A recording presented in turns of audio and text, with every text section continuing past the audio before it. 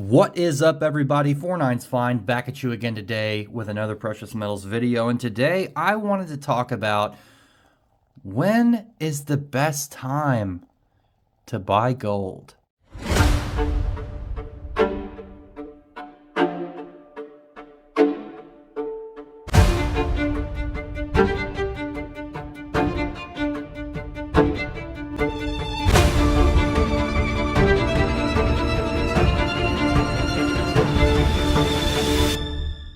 A huge thank you to our community members. Thank you guys very, very much for being part of the finest. Let me preface this video by stating this is not financial advice. This is for entertainment purposes only. Do your own research, make your own decisions based upon that. And also, please like and subscribe. I would love for you to join us on this beautiful precious metals journey. So this is a very, very broad question.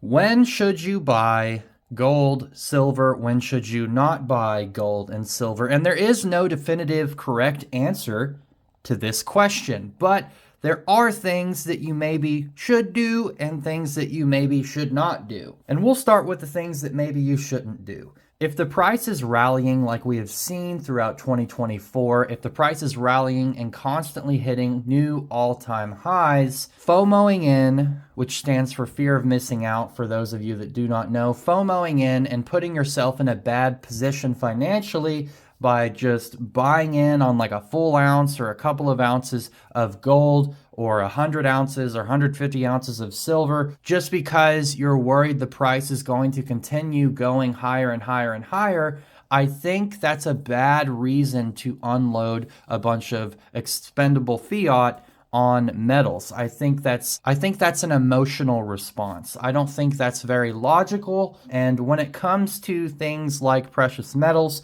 investing in precious metals, personally, I consider this saving. But when it comes to acquiring precious metals, exchanging your fiat for precious metals for the reasons of wealth growth and wealth preservation, it's important to stay very logical about it. When it comes to stacking, it's important to stay logical. Keep the logical parts of your brain active and kind of try to turn off the emotional parts. Now, with that being said, other things like this Perth Mint, Myths and Legends Dragon and Koi, that's a different story. This is obviously more of an emotional purchase. It's more of something that I want for my collection. It's not a part of my financial portfolio. So this is where the emotions go. The emotions go into the really pretty stuff, the collectible stuff, the rare stuff that won't be minted forever. That's where I get my materialistic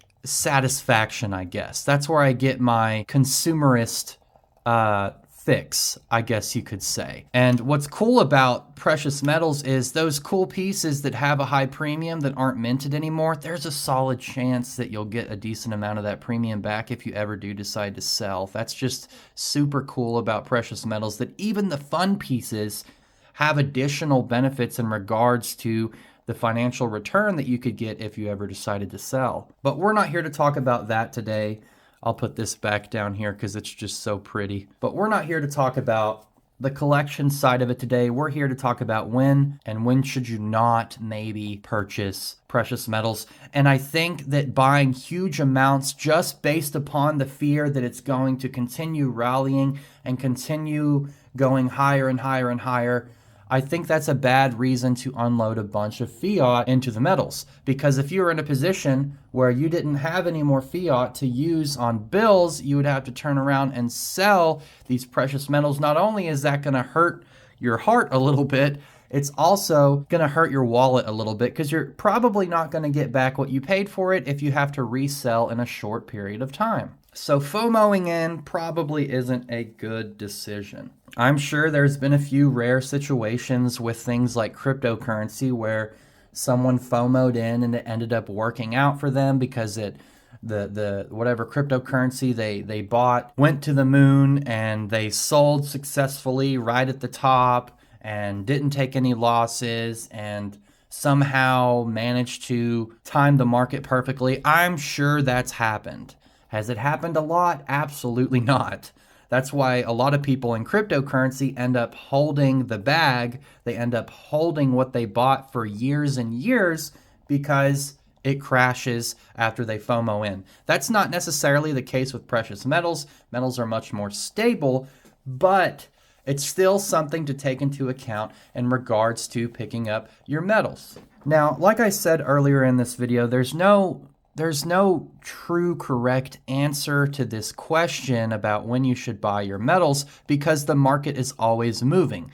Generally, over the long term, it moves in an upward trajectory, which is why we buy it in the first place. But in the midterm to short term, what should our buying habits be? And that's going to be different for everyone. Everyone has a different amount of disposable income. Everybody makes a different amount of money. Everybody's got a different amount of debt. Everybody's situation is different, but I can tell you what I like to do. Recently, just after the announcement of who will be our next president, we witnessed a bit of a pullback in metals. And I didn't know at the time whether that pullback would continue for several months, whether it would turn around and begin to rally again. We saw just over $2,800 gold and it started to drop, and it kept dropping and kept dropping. And it went all the way down just under 2,600. And I actually bought a 1/10 ounce gold kangaroo at about $25.85. And the reason I only bought a 1/10 ounce is because I don't know where the prices are going. They could have continued dropping down to 2,200, 2,100 over the next couple of weeks. There's no real telling. And in this scenario, the metal actually ended up rallying a little bit, and now we're back up way over 2,600 again. But at the end of the day, I got a hold of a little bit more gold. It was a small purchase. It didn't hurt me financially in regards to fiat. And now that piece is on the way, and I'm very happy with it. The premium that I paid for it is almost completely covered by the gains that gold has seen right after I purchased it. But if the price were to continue dropping, I would have picked up more gold. If it dropped down all the way down to 2,500, I would have picked up another 1/10 ounce. If it dropped down to 2,400, I would have picked up a 1/4 ounce. If it dropped down to 2,300, I'd be looking at a 1/2 ounce. If it dropped all the way down to 2,000 or 2,100, I'd be looking at a full ounce of gold, because I think we can all kind of agree gold probably isn't going to go south of 2,000 ever again. That would be absolutely insane if that happened. Now that I'm saying this, I'm probably going to jinx myself and we'll see $1,800 gold again, but I kind of base the size of my purchases based upon how far I think we are from the bottom. And we had that decent little pullback after the election results, and we saw metals drop $150, or we saw gold drop $150, and I went ahead and picked up a modest 1/10 ounce Perth Mint kangaroo. Low premium, nice piece, and I'm very excited for it to get here and be a part of my stack. And like I said, if metals were to continue dropping, I would slowly, incrementally increase the size of my gold purchases. I correlate the size of my gold purchase with where I kind of feel like the bottom could be. The absolute bottom, in my opinion, is $2,000. I think that's the lowest it will. If it does go that low, I think 2,000 is the lowest we will ever see gold ever again. Will it get down that low? Probably not. But if it did, you can bet your bottom silver coin that I would definitely be picking up a full ounce, because we know that if it hits 2,000, we're probably never going to see that price again. It's going to rally back up over 2,500. So whenever we were sitting at 25.85, I went ahead and picked up a 1/10 ounce gold kangaroo to add to my stack. That's kind of how I look at it. I really pace it. I'm looking at the numbers. I'm kind of looking at world events, and I'm trying to decide for myself how much risk am I taking on with each and every purchase. And yes, gold went back up, which is an excellent, beautiful thing to see. But as spot rises over the next couple of months, potentially, I'll just continue picking up 1/10 ounces. And the next time I see a significant dip or a 5 or 10% dip, I will pick up bigger and bigger pieces. That's kind of how I dollar cost average. But that's just my personal plan when it comes to crazy volatile markets that we've seen in the past year and will probably continue to see for the next 12 to 18 months in the metals market, I look at where I think the absolute bottom could be, and then I kind of dictate how close we are to that bottom, and that determines the size of the gold pieces that I buy. Next time I decide to buy, if gold for whatever reason drops down to 2250 or 2200, I'll pick up a half ounce. If it starts to drop below 2150 or 2100 or gets close to 2000, I'll pick up a full ounce. Because me personally, I'm confident that gold won't drop below 2000. So ask yourself, what do you think the bottom is? And based upon where we are at in regards to that bottom price, maybe, just a suggestion, determine how big of a gold piece you're going to buy based upon that. If gold is $3,000 the next time I decide to buy, I'm honestly probably going to wait. I might wait and see what comes of that. And the next time it dips back down, I'll pick up a 1/10 ounce. It's not necessarily timing the market. It's just looking for the best deals possible. I'm not waiting for some huge crash necessarily to scoop up all the gold I'll ever need.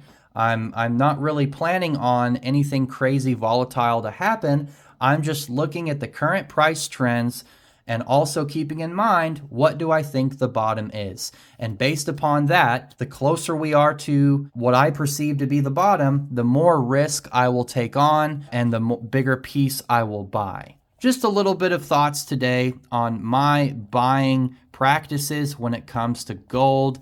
I'm very excited to continue building this gold stack. I've got that third kangaroo piece on the way. It'll be here, I think, in a couple of weeks. But yeah, anyways, guys, please like, comment, subscribe. Let me know about your buying frequency and buying habits down below. All right, guys, peace.